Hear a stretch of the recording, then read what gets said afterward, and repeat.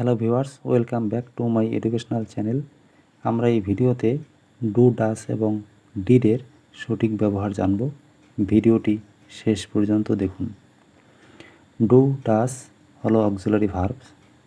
সাধারণত present indefinite টেন্সে প্রশ্ন করতে এবং না বোধক অর্থে ডু এবং ডাস ব্যবহার করা হয়। এক্সাম্পলস: ইউ ইট রাইস, তুমি ভাত খাও। প্রেজেন্ট ইনডেফিনিট টেন্সের এই সেন্টেন্সটিতে কোনো অক্সিলারি ভার্ব নাই, শুধুমাত্র মেইন ভার্ব ইট আছে। এই ধরনের বাক্যগুলিকে প্রশ্নবোধক করতে ডু এবং ডাস দিয়ে প্রশ্ন করতে হয়। তাহলে এই বাক্যটিকে প্রশ্নবোধক করলে দাঁড়াবে, তুমি কি ভাত খাও? এবং ইংরেজিতে হবে, do you eat rice? Do you eat rice? তাহলে সবার আগে ডু বসবে, তারপরে সাবজেক্ট, তারপর মূল ভার্বের প্রেজেন্ট ফর্ম, তারপর হবে object. Do you eat rice? তুমি কি ভাত খাও? আবার এই বাক্যটিকে যখন নেগেটিভে পরিণত করব, তখন হবে I do not eat rice, আমি ভাত খাই না। সাবজেক্টের পর ডু নট, তারপরে মূল ভার্বের প্রেজেন্ট ফর্ম বসবে, তারপর object, I do not eat rice, আমি ভাত খাই না। তাহলে প্রশ্নবোধকের ক্ষেত্রে সেন্টেন্সের স্ট্রাকচার দাঁড়াবে do or does plus subject plus ভার্বের প্রেজেন্ট ফর্ম, তারপর অবজেক্ট অথবা আদার্স। এবং নেগেটিভের ক্ষেত্রে দাঁড়াবে সাবজেক্ট, তারপর do not or does not, ভার্বের প্রেজেন্ট ফর্ম ও অবজেক্ট।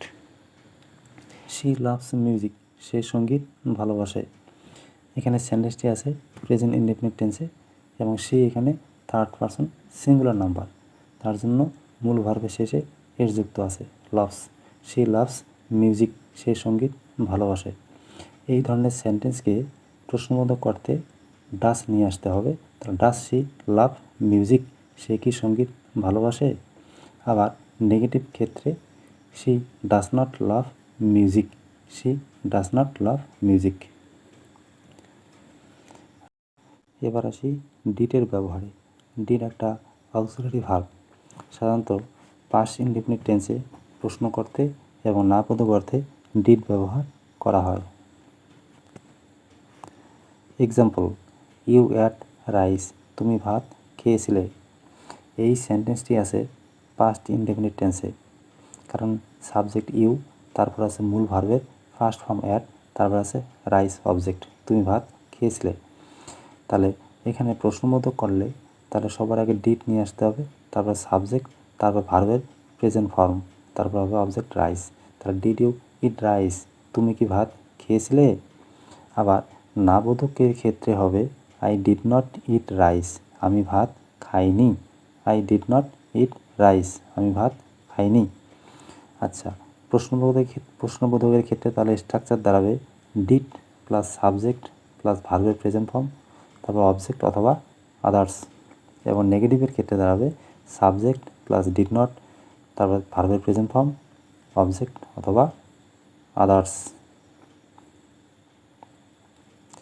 যেমন he went to school yesterday, সে গতকাল বিদ্যালয়ে গিয়েছিল।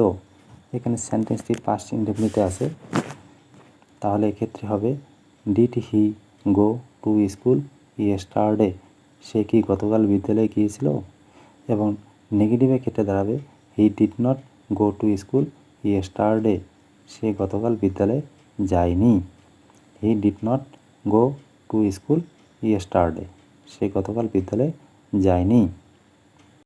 আশা করি তোমরা সকলে ডু, ডাজ এবং ডিডের ব্যবহার বুঝতে পেরেছ। ভিডিওটি ভালো লাগলে অবশ্যই লাইক, শেয়ার এবং চ্যানেলটি সাবস্ক্রাইব করে পাশে থাকুন। Thanks for watching.